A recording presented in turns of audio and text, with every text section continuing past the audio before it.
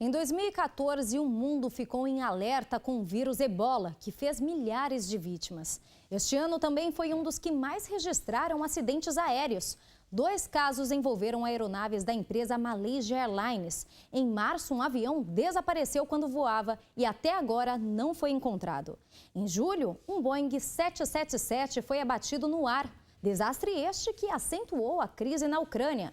A faixa de Gaza também foi palco de conflitos entre Israel e o Hamas.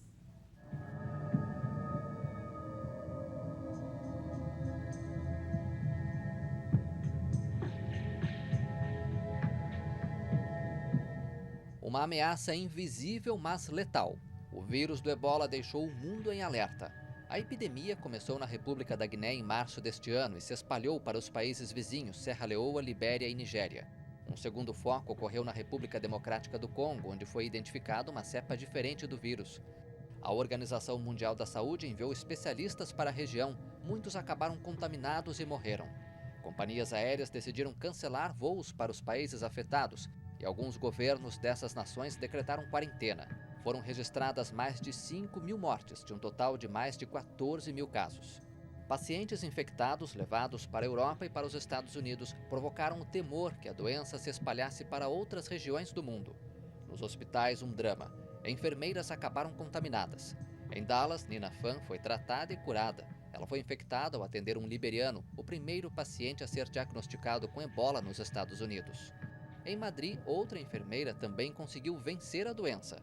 Enquanto ela se recuperava, seu cachorro foi sacrificado. As autoridades afirmaram que o animal representava um possível risco de transmissão da doença para as pessoas. A decisão causou polêmica entre entidades protetoras dos animais. Em meio às incertezas, uma boa notícia. Instituições de pesquisa e saúde começaram os primeiros testes com 3 tratamentos clínicos contra o ebola na Guiné, Libéria e Serra Leoa. Esses países foram os mais atingidos pela epidemia.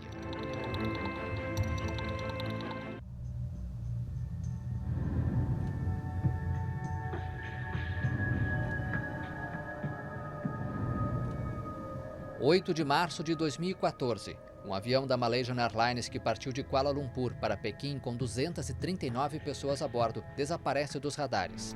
Era o começo de um dos mais misteriosos casos da aviação civil. Foram semanas de buscas que envolveram dezenas de equipes de vários países. Equipamentos de alta tecnologia foram usados para vasculhar o possível local da queda, uma área remota do Oceano Índico. Até agora, nada foi encontrado.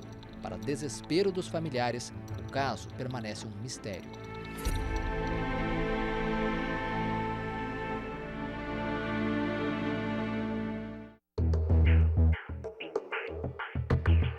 Quatro meses depois, um avião da Air Algérie caiu no Mali e deixou 118 mortos. Uma das hipóteses para a queda foi o mau tempo na região.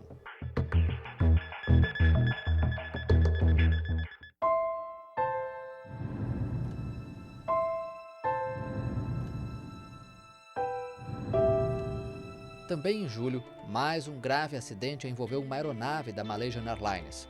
Desta vez, um Boeing 777 que ia de Amsterdã para Kuala Lumpur foi abatido quando sobrevoava o leste da Ucrânia. Na tragédia morreram 298 pessoas.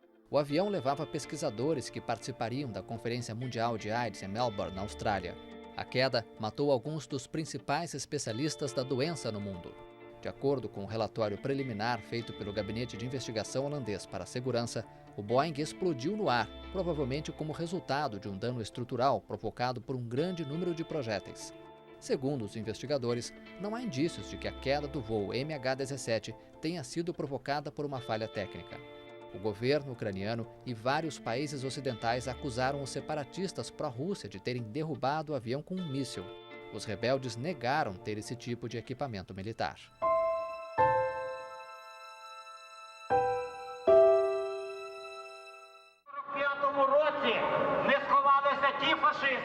A tragédia envolvendo o avião da Malaysia Airlines foi uma das consequências de uma série de eventos que, em questão de meses, mudaram drasticamente a situação política da Ucrânia. No começo do ano, as manifestações contra o governo de Viktor Yanukovych se alastraram por todo o país. Os protestos começaram no fim de 2013, depois que o governo preferiu se aproximar da Rússia e não da União Europeia. em fevereiro, depois de violentos protestos entre manifestantes e policiais em Kiev, que deixaram mais de 100 mortos, Yanukovych renunciou. O parlamento ucraniano elegeu um político pró-Europa como novo primeiro-ministro. O que parecia o fim de uma grave crise foi apenas o começo da instabilidade. No mesmo dia, separatistas armados tomaram prédios do governo na Crimeia, a República Autônoma da Ucrânia. Além disso, em um referendo considerado ilegal pelos países ocidentais, a população local decidiu que o território seria anexado à Rússia. O presidente russo Vladimir Putin assinou um decreto reconhecendo a Crimeia como um estado soberano e independente. Como retaliação, os Estados Unidos e a União Europeia começaram a aplicar uma série de sanções a Moscou. A tensão alimentou a escalada da crise sem precedentes desde o fim da Guerra Fria. No leste da Ucrânia, grupos armados pró-Moscou invadiram prédios públicos. Donetsk e Lugansk realizaram referendos separatistas e aprovaram a autonomia das regiões. Começaram intensos combates entre rebeldes e o exército ucraniano. Em maio, o candidato pró-Ocidente Petro Poroshenko foi eleito presidente da Ucrânia. Depois da posse, os combates no leste do país se intensificaram. Foi nesse contexto que o avião da Malaysian Airlines foi abatido ao cruzar o céu da área em conflito. O cessar-fogo só foi acertado em setembro, quando foi assinado o chamado Acordo de Minsk, mas o pacto não foi respeitado. Uma eleição organizada por rebeldes em Donetsk, o bastião político e militar dos separatistas, agravou a disputa entre a Rússia e o Ocidente pela Ucrânia. Moscou disse que respeitava a votação. Poroshenko chamou a eleição de farsa. Mais de 3.000 pessoas morreram no conflito na Ucrânia.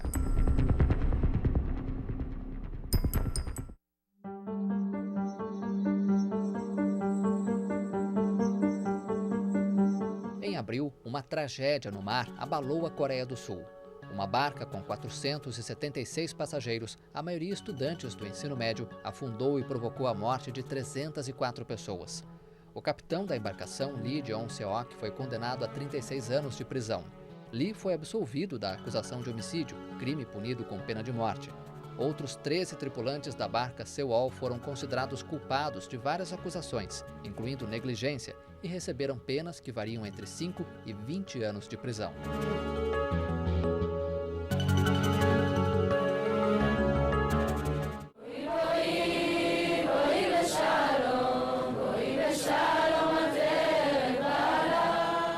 O rapto e a morte de 3 adolescentes em junho foram um estopim para o aumento da tensão entre palestinos e israelenses.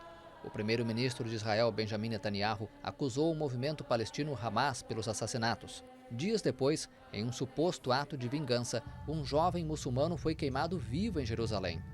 A escalada da violência entre o Hamas, que controla a faixa de Gaza, e Israel levou a um grave conflito e deixou milhares de mortos.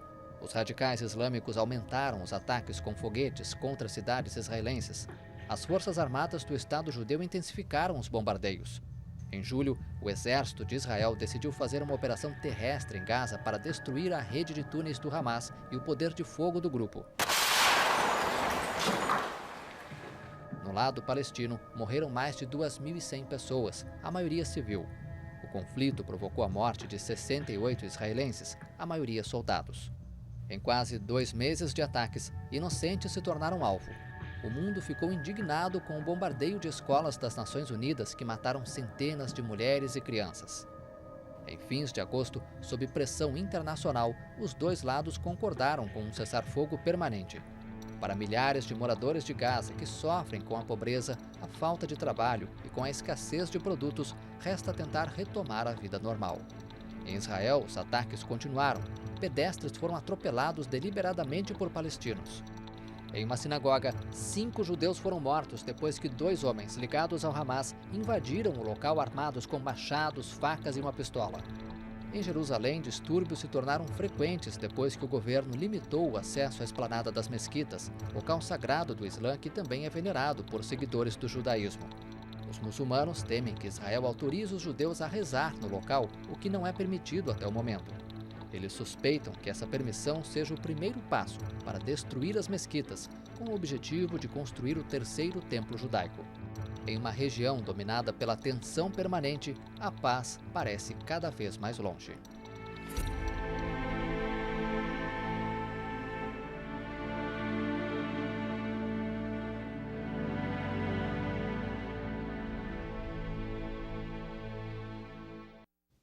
As pessoas que escrevem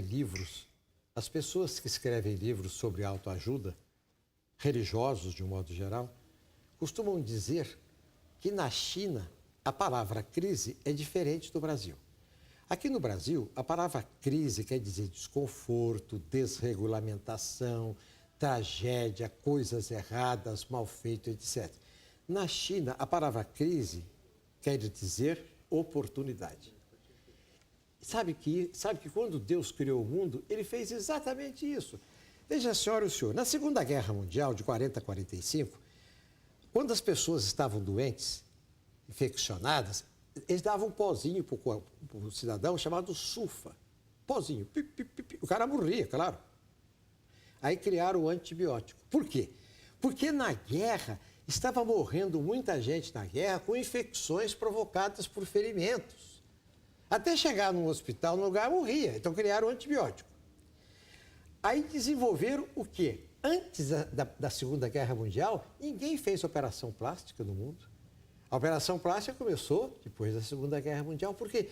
Porque os mutilados vieram da guerra. O sujeito vinha sem dedo, sem mão, sem braço, o outro sem perna, o outro com a metade do rosto arrebentado.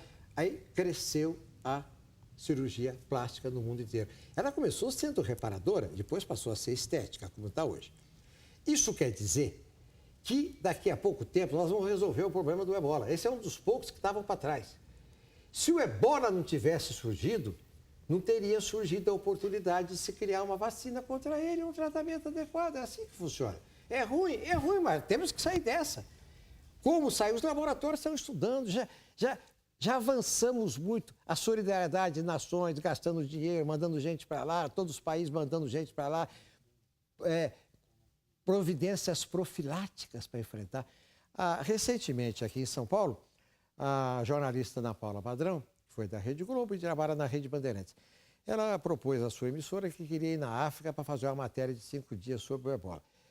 Ela foi atendida pelos médicos, esses médicos sem fronteira, etc., e tomou todas as cautelas possíveis, ela e a sua equipe, para que pudesse voltar ilesas. E voltaram.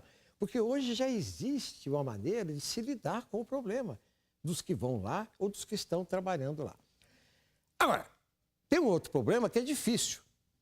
A França reconheceu há dias atrás o Estado de Palestina. Os judeus não querem o Estado palestino. Os Estados Unidos apoiam os judeus, não querem o Estado palestino. A Inglaterra quer o Estado palestino, o Brasil quer o Estado palestino. Este aqui é o tipo de crise que não tem solução. É difícil a solução. Ucrânia é outra crise, bem difícil. Não é como o ebola, que você pode conseguir uma vacina. Aqui não tem vacina. Vamos relembrar as coisas boas que marcaram 2014. O dia 12 de novembro vai ficar marcado na história. Pela primeira vez, uma sonda pousou em um cometa. A Agência Espacial Europeia recebeu a confirmação de que o módulo Philae pousou na superfície do 67P. O objetivo foi pesquisar o cometa, um verdadeiro fóssil da formação do Sistema Solar. Guerras, conflitos, violência. Em meio a tantas batalhas, existem aqueles que lutam pela paz. Uma delas é esta menina paquistanesa de 17 anos. Em 2014, ela se tornou a pessoa mais jovem a receber o Nobel da Paz nos 114 anos de história do prêmio. Malala compartilhou o Nobel com outro defensor dos direitos das crianças e adolescentes, o indiano Kailash Satyarthi. A jovem defende o direito das meninas à educação. No país onde ela nasceu, extremistas religiosos proíbem as mulheres de ir à escola. Em 2012, a adolescente sofreu um atentado. A ativista levou um tiro na cabeça em um ataque dos talibãs. Mas a coragem dela venceu o terror e o medo. Depois do atentado, ela se tornou uma referência global em direitos humanos. Que em 2015, o mundo possa descobrir novas Malalas.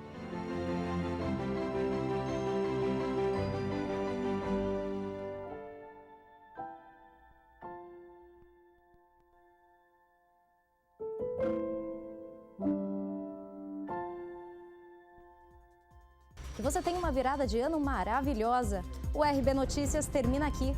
Amanhã voltamos com outros principais fatos que marcaram 2014. Até ano que vem.